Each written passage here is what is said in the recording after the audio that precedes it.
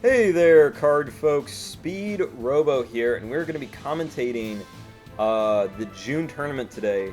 And with me on the commentary today, I have Hello, I'm Default. we have Default, the bowling shirted man himself. Now, you might remember Default from our last tournament, where he got second place using a Neptune deck. And this was the first time we'd ever seen Neptune hit top 4.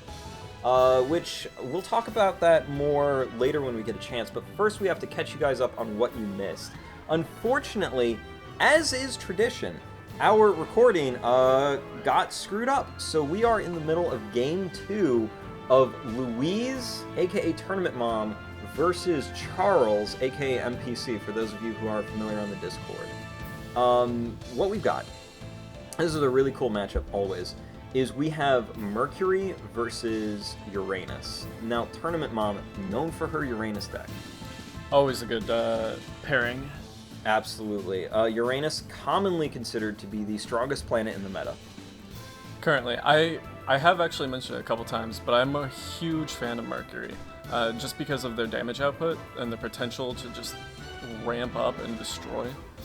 I completely agree, and it's pretty clear that Charles feels the same way.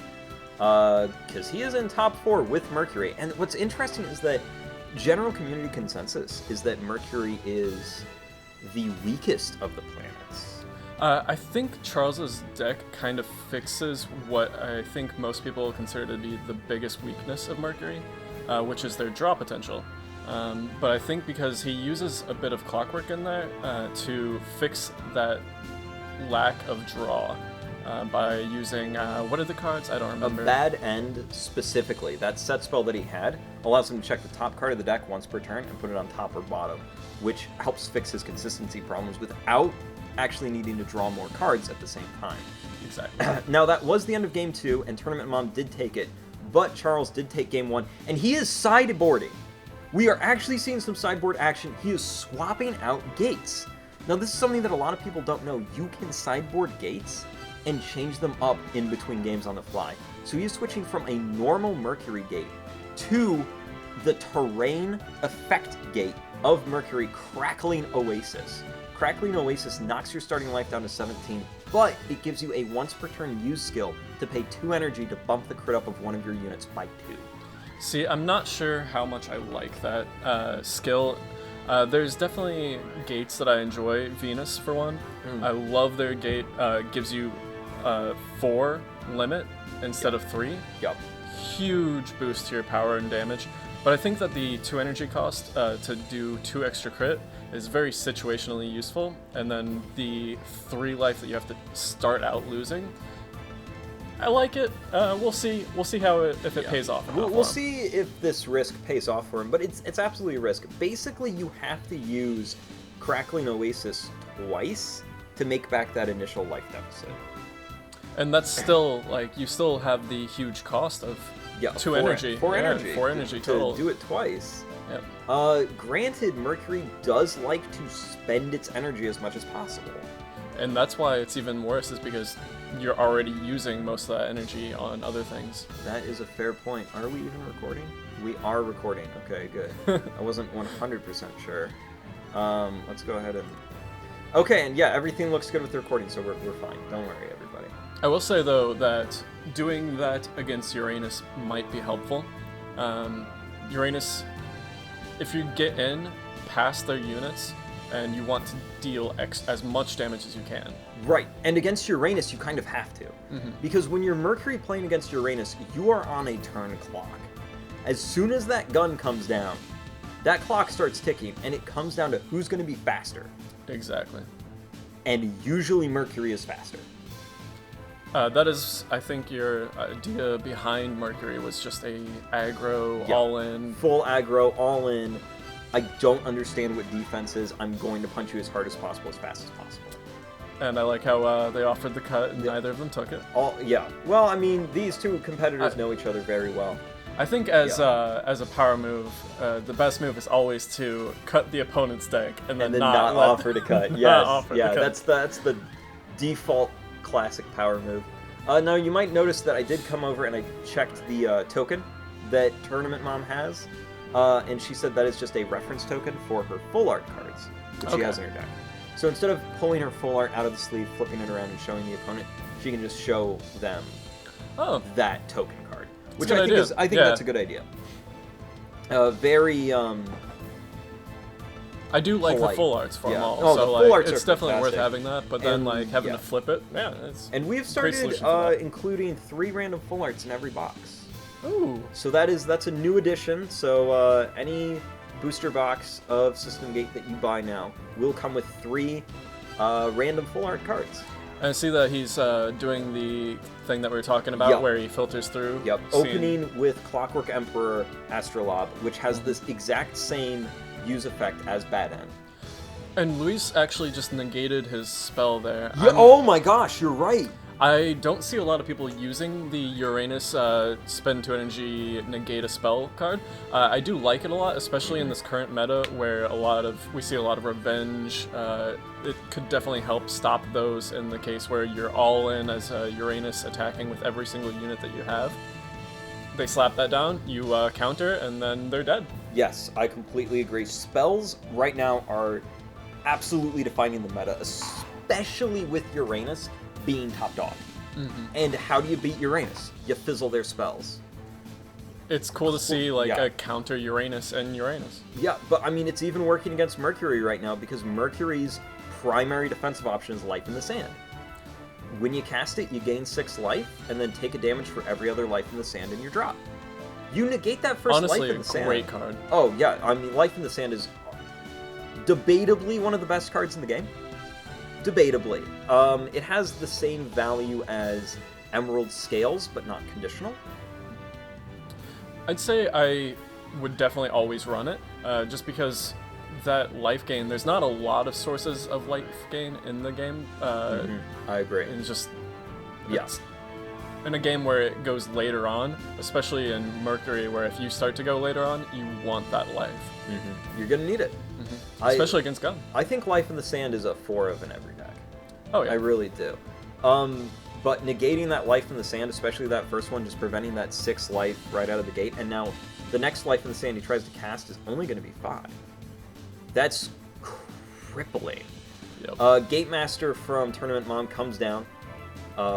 It reduces the cast cost of her spells by 1, and deals 4 damage as her Gate Master skill. Another card you just don't see played a lot. No, I think when you're opting for Gate Master damage, a lot of people go King. Here we go. Oh, there we go.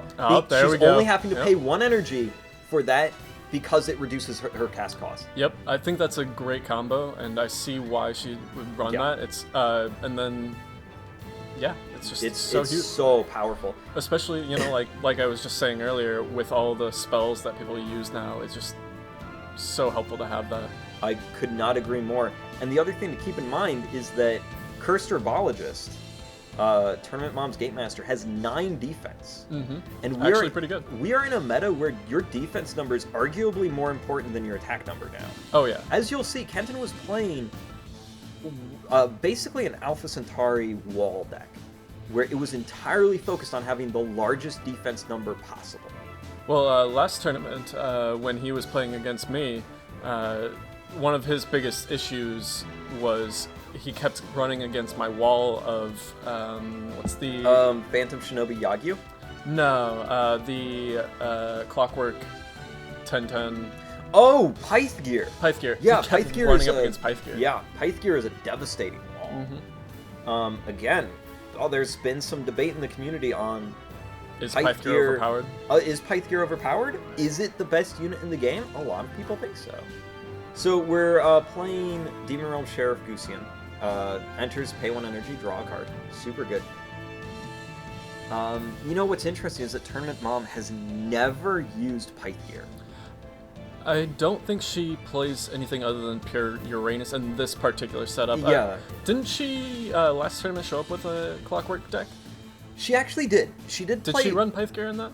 You know what? I take it back. She did run Pythgear in her pure Clockwork deck. I forgot about the time she played pure I don't think she placed Clockwork. in the top 4 in that She particular didn't. tournament, though. She didn't. That's why I completely forgot about it. It's the one tournament where she didn't make top 4.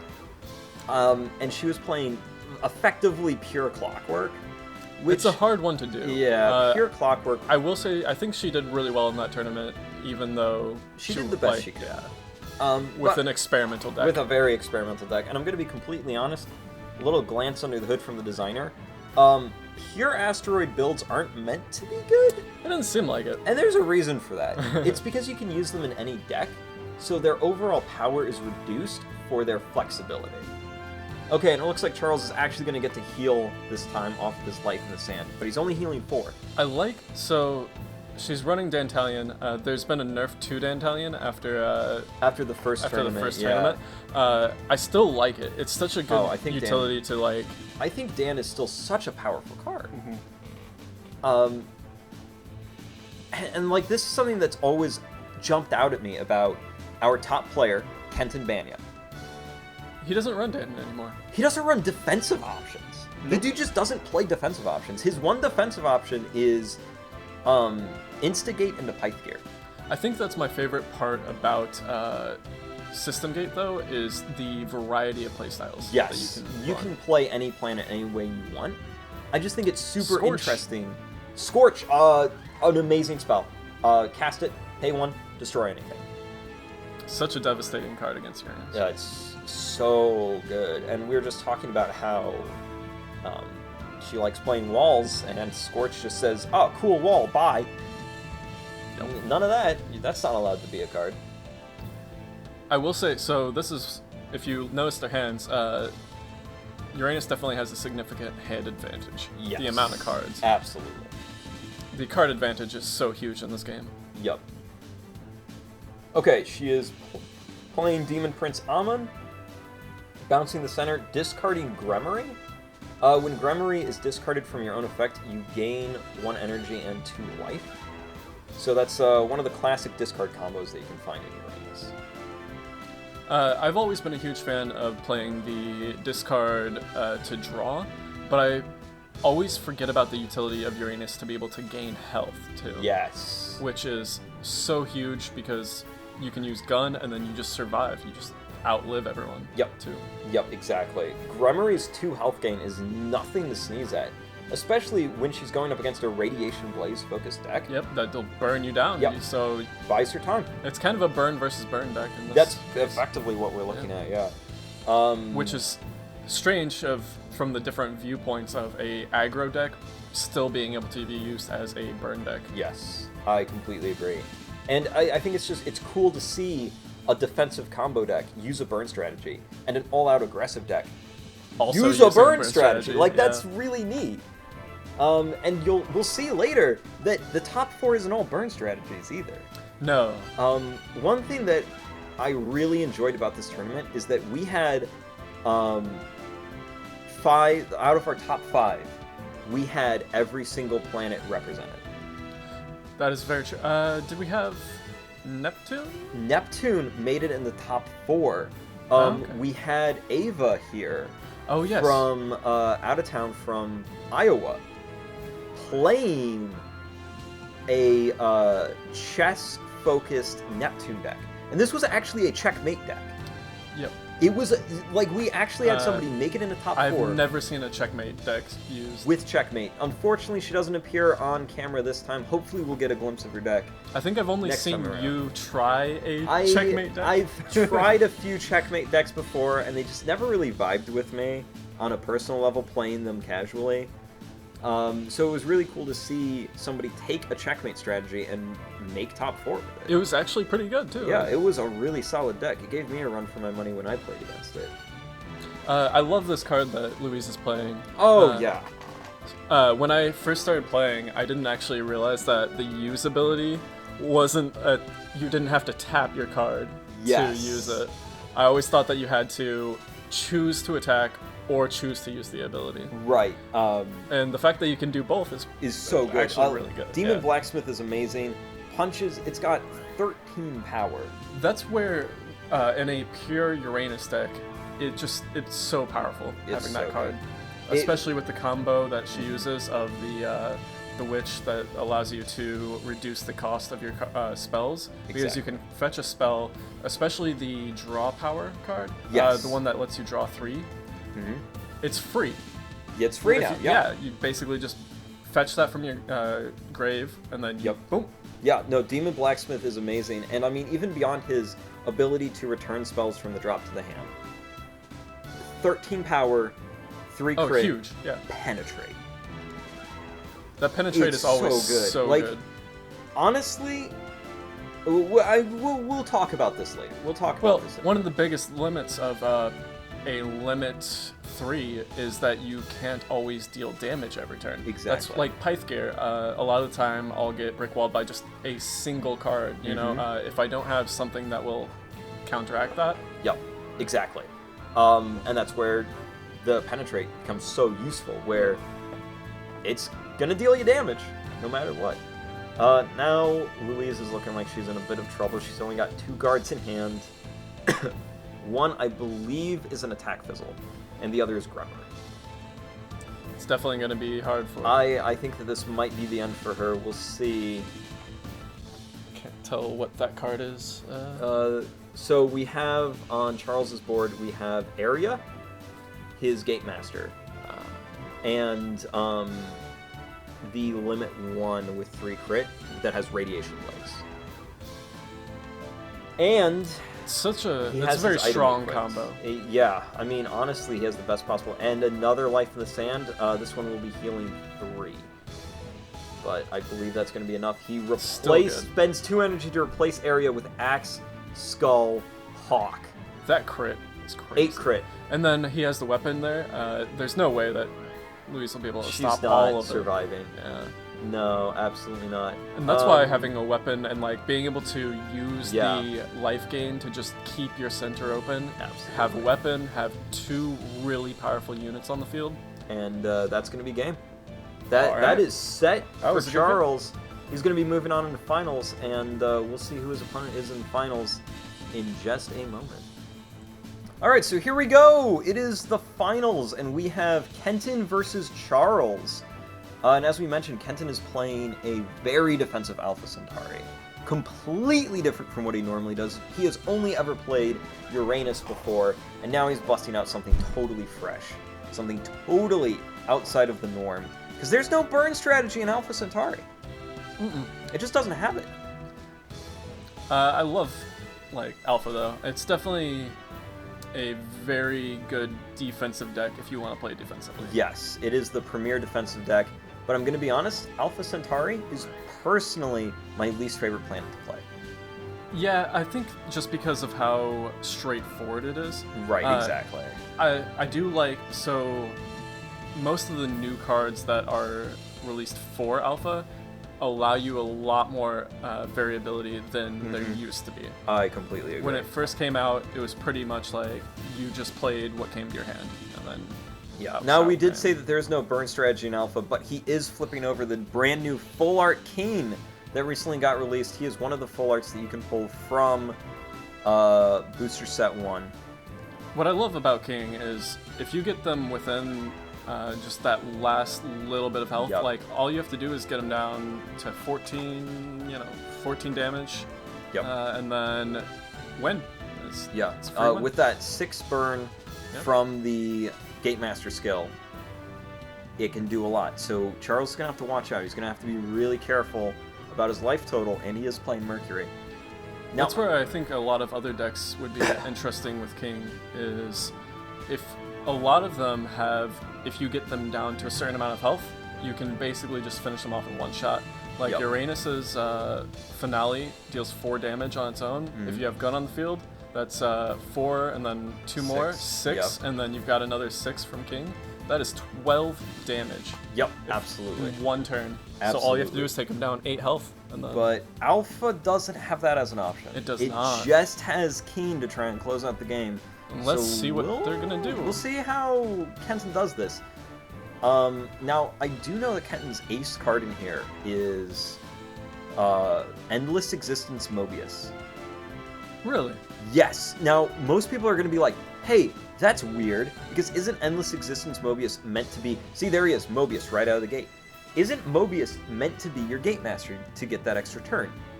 He is running Mobius as a vanilla for that 13 defense. That makes sense. That's what he's there to do, because that, with Metal Storm in the Soul, That is 17 defense. Yep. Good luck. It's also cheaper to get out than Altmaha, which is Yep. the other huge defensive card. Exactly. Essentially, you remove that weakness. Yeah, and Mobius is free. Yep. Exactly. And in Alpha, where energy is super costly, yeah, that's a big deal. It's almost as good as Pythgear. Okay, so this is a classic clockwork. I almost said cockwork. Woof. You Freudian did, slip there. You did actually say yeah, that. no, classic clockwork combo. Bad end into single tick. Single tick, when you cast it, you declare the top card of your deck. If you get it right, you add it to your hand and gain a life. Yep. And that's where I was saying that Charles has like kind of figured out a way to fix Mercury's biggest Here we go. weakness. Scorch. Yep. Just blow away. Yep. Yeah, you go ahead and read that. You go ahead and read it. It is pay 1, blow up anything. See ya, Mobius. Take that Soul Guard. And that's why I love Mercury's setup, or particularly Charles's Mercury setup. Yes. Is he removed the weakness, and then he's got so much power here. In this offense versus defense matchup, it's going to be huge. interesting. This is huge. We're gonna see who comes out on top. But yeah, this is big. And this is Kenton's first time using an alpha deck in their tournament. Yes, it is. This is the first time him using anything that isn't Uranus in tournament. Well, it's hard to argue against you not using Uranus. Yeah, I mean, It's a very good deck. People think Uranus is the best planet for a reason. And part of that reason is that Kenton plays it, and he is undeniably the best player. Yeah. When it comes down to it, by just a numbers standpoint, Uranus, when I was first thinking it through, Uranus had the best numbers, Alpha had the second best. Yep. Whoa, hold on. We gotta talk about something here. Okay, so Charles misplayed. I didn't see. Okay, so here was the misplay. He attacks with area into Mobius. 14 into 13, right? +5/+5 revenge. Yep. Area's gone. That's fine. That damage area dealt is still on Mobius. He has 7 attack. He could have cleared Mobius. But he didn't attack. That's something that I would do. His beast. Like, that's a really big deal. I always forget about that feature too. Yeah, the damage stays for the entire turn. Mm-hmm. If you deal damage with your attack, it's there.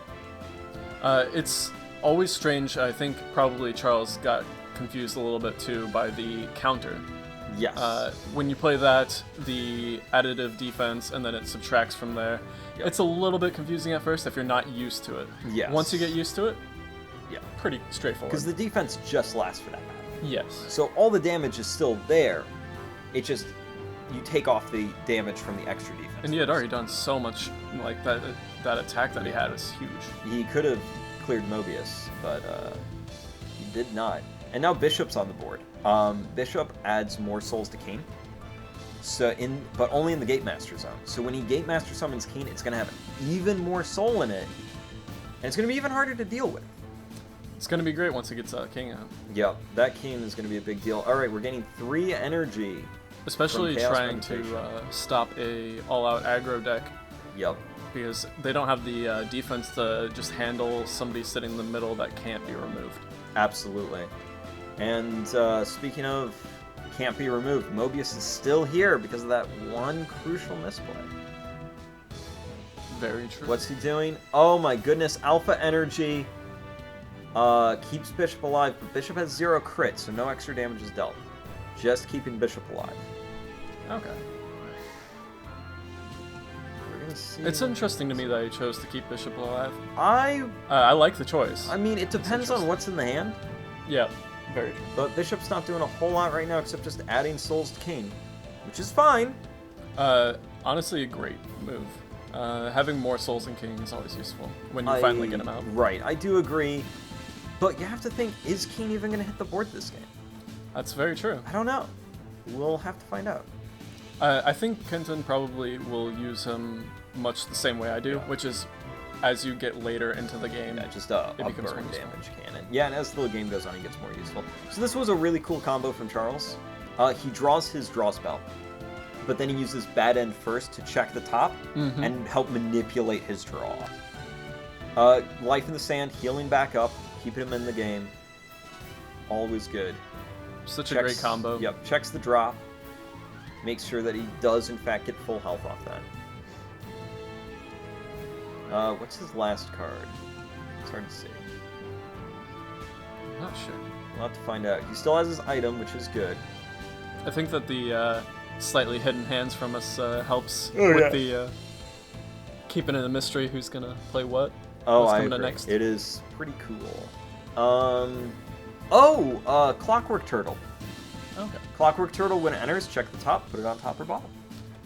Fixing some more of the... Just getting ready for the future. All right, we're going to link attack into Mobius, and another Alpha Energy. Oof. That is damage to I'm the surprised player. that he didn't deal the damage to the player there. Or does it kill and deal the damage to the player? It will deal damage to everybody in the attack. Oh, okay. So it deals its power to all attacking units, and its crit to all attacking players. That is devastating. Yeah, Revenge is the most powerful keyword in the game. For a reason. Because it's cool. That's the reason. Revenge is pretty cool. I like it a lot, and it's one of the most important things. And the fact that Revenge comes attached with cards that bump you up for between 4 and 6 adds a whole, math element. Thinking about, okay, am I attacking... Does my opponent have their Revenge card? What are the odds that they do? Am I attacking over with the right number? Do I attack one at a time or all together in order to deal with the Revenge? What's the most optimum way for me to go about this? Well, this also, it's made it more dangerous to attack with weapons. In a game where, there's not a ton of item negate, there's definitely enough item negate. There is enough, but having that extra step of, if they attack, could they just take damage on their, to themselves? You can't destroy items by attack, and destroying items is always really costly. So a cheaper way to deal with it is to Revenge. Yep. That's your answer that way. Which is why most people run their planet's dedicated Revenge card, and then on top of that, Asteroid Energy as well for more of that Revenge spell. That's the thing that a lot of people do. Notably, Uranus does not have their own Revenge card. They can only use Asteroid Energy. Uranus actually does have their own Revenge card. Instigate grants Revenge. Oh, okay. Yeah, but it doesn't really. It's not the stat increasing one. It's a different flavor. Mercury is the one that's actually missing its own dedicated Revenge card entirely. I don't feel like it needs it though. Because that's not what Mercury's about. Mercury's an aggressive deck. It doesn't fit them thematically at all. I will say having that sometimes would be useful in that because of here it comes. The opponents. Here it is. Oh, yep. Big slap. Big King. Kenton, pay your 2 energy and put a chest from drop into Soul right now. All right. Well then, I guess Kenton's EQ. Did he forget to? Yeah, he didn't. He didn't pay his cost. They're really just. He didn't pay the energy cost out of it? He didn't pay energy cost, and putting card from drop to Soul is part of the cost. Yeah. He didn't pay cost. Well, I mean, the card from Soul or drop to Soul would have only helped him, but yeah. Well, the thing is that you have to have a energy cost. You have to have a chest in drop to even play the card. Well, I think he did before that. I don't know if he did. Really? That bishop's been there the whole time. When he played King, it removed Bishop to the drop. You have to fully pay cost before he hits the field. Before he even hits the field. Oh, he might not have. I don't think he did. Well, luckily, Charles didn't catch it. Yeah, I mean, and that's the thing. If your opponent doesn't call you on it, it's not cheating. But Charles... It's strategy. You might want to... I don't know, little advice to Charles. You might want to... It's just strategy. Read your opponent's cards a little bit more. Check into that, and... next time, don't be afraid to call your opponent on stuff. That's my advice. I will say, Kenton is definitely, he's been the tournament winner for a while there. He's been the tournament winner for a while. It's pretty hard to not trust him. Well, and it's strange to see him make a complete horrific misplay like this. This is so out of character for Kenton. Yeah. I don't know what happened here. He's a great player. Great player. And I mean, it's not like he didn't have the energy for it. Yeah, he had the energy and also, I think, the card. For days. It's weird that he probably just would just forget to do this. I would probably do the same thing. Oh, I mean, yeah, it's happened to everybody. Everybody forgets stuff at times. I forget every single time that I swing with Lightning Shinobi, Yeah. I think, to declare a card name. Don't worry, we made fun of you for Yeah, that was the Yeah, one that of the was previous last tournament tournament. videos. Yeah, Yep. yeah, we made fun of you for that, don't Oh we? yeah, it was funny. Charles not in a good spot right now. This is not Yeah, looking good. like I was saying, having King in the center there to just tank, there's not a whole lot you can do. And then if you have your center open, It's looking like bad. Because Bad King, times. King does have decent crit. Like, that crit is actually pretty Asteroid good. energy. Oh, yep, there we go. That counter, Now, so good. if Charles had just link attacked, you wouldn't have had to worry about it. Well, so I think he also forgot there to swing with his other creature, too. Yeah, again, there at the end. I mean, he did just scoop it up because he knew that Yeah. there was just lethal on board and there's nothing you could do about it. Yep. So we're just going to take it to game 2. Hope it goes better. Just take it to game 2. That was a good game 1, though. Yeah, good game 1. Honestly, what cost Charles the game was that misplay right on turn 1. I think so. When you're an aggressive deck, Yeah, it's always the early game. early It's game always is the so early game that important. decides it. And if it does go that late, that Alpha Centauri defensive deck it's designed for the late game. Yep. It's designed to pull out wins in the late game. That's where, like I was saying, some of the decks where it's critically important to get the opponent down to a certain amount of health, and then at that point, it's game over. Absolutely. Where I think Mercury is able to hold up a little bit in that regard, because if you can get them down to a certain amount of health, 6 health back, just Yeah. Mercury can bounce back with Life in the Sands very, very quickly. Which is part of the reason why Spell Fizzle is super good to have. absolutely. Now, granted, only 2 planets are actually packing access to Spell Fizzle, and they are the control planets, Uranus and Neptune. Which isn't surprising that the planets designed to be control and combo, Neptune and Uranus respectively, are the ones with access to those kind of tools. 2 very strong planets. Yeah, incredibly strong. Neptune is super underrated. Control is a very strong meta. Yeah, I completely agree. I think it is very strong. And I think it's only going to get stronger if defense becomes the next new wave in the meta. Being able to just deal with your opponent's cards before they even hit the board. They're your opponent's big defensive options. If you can handle those before those even hit the board, that's going to be huge. And so I think we're going to see the rise of Neptune. That's why Neptune, I think, sometimes is really good in most matchups. The one matchup that it has a lot of difficulty with is actually Alpha, which is primarily because Alpha has so many ways of getting out those high defensive cards. Yes. And there's not a lot of unit answer to get over them. Yeah, you really have to build specifically for Alpha or sideboard for it. I agree with that. It's kind of like a coin toss, Yeah, but that's I will fair. say it's a fun matchup. That is actually a really I fun really one. like playing that one. At for least sure. from the Neptune side of playing things, it's a lot of fun. Oh, it's always a blast. And the thing is that if you like playing Alpha, odds are you don't really care what your opponent is, because Alpha just kind of does its own thing.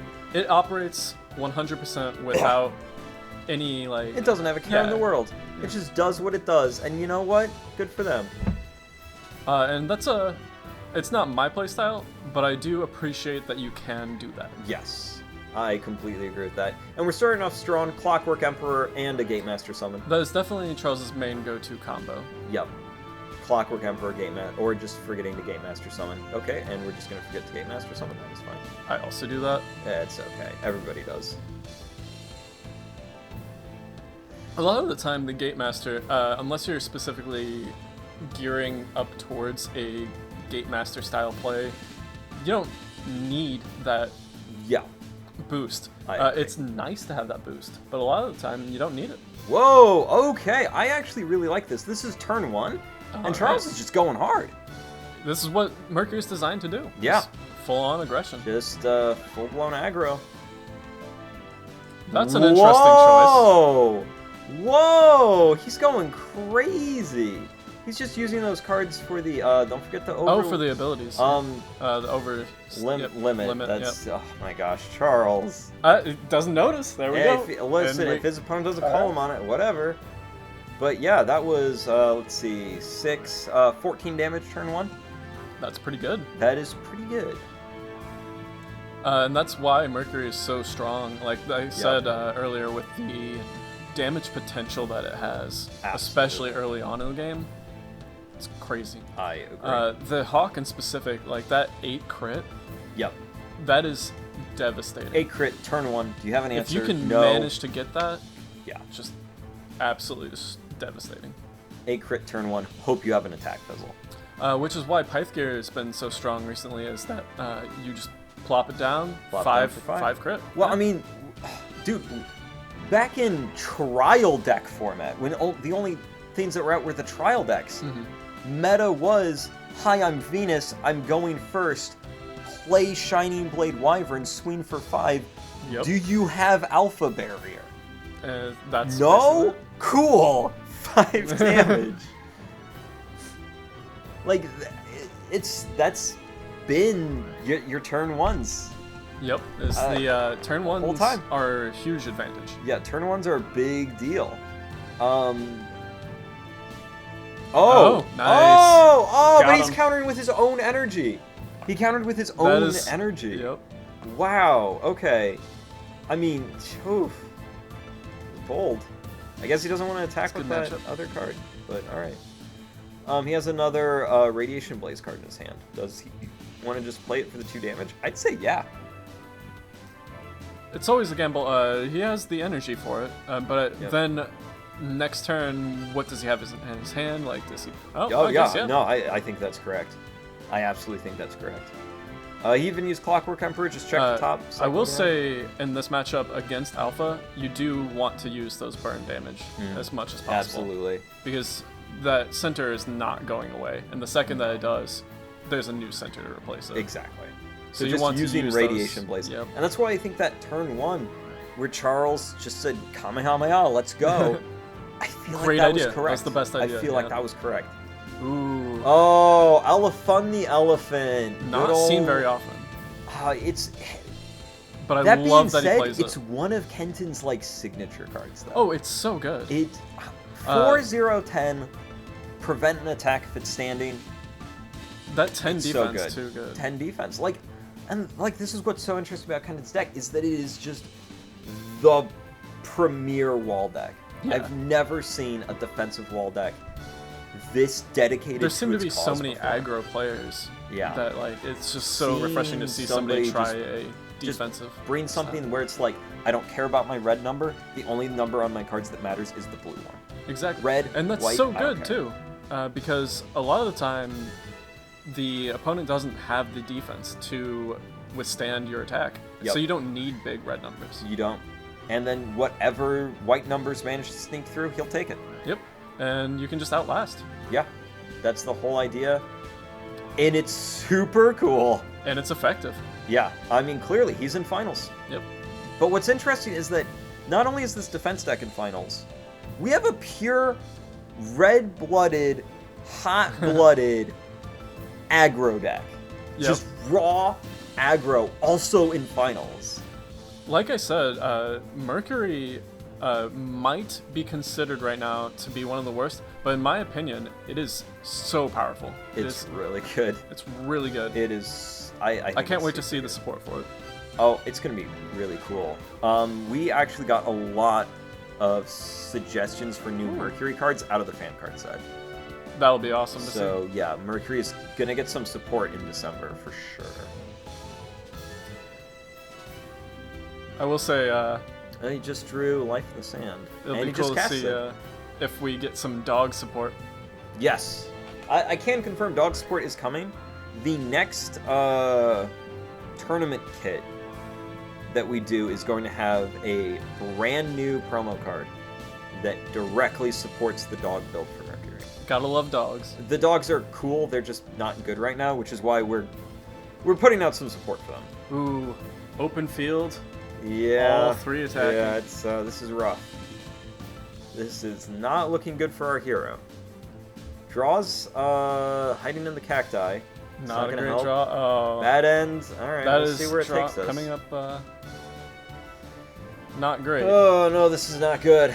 Oh, he just it's hit the Sometimes late you draw game. bad, and then also, yeah, as It's hit soon the as late game. Yep.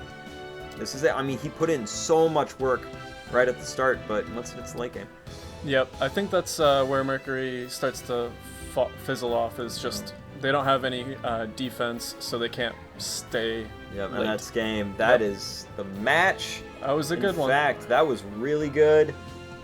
Oh my goodness. Good to see What a Kenton tournament. winning again, though. He definitely deserves it. He puts in a lot of time. Oh my gosh, Kenton puts in more time than anybody else into this game. Every win he gets, he deserves, and I think it's super cool to see him bring something that's totally different. Oh yeah. Completely departed from what he's used to. And I love seeing Charles in the top 2. Charles in top 2, that is completely new. And I think it's because Charles finally found the deck that just clicks with him. Oh, it does. It clicks. He plays Mercury perfect for him. perfectly. Yeah, it was good. Good games. Good games, and thank you for joining us today, Mr. Default. Thank you, Mr. Robo. And to all the card folk watching at home, we'll see you next time. Bye.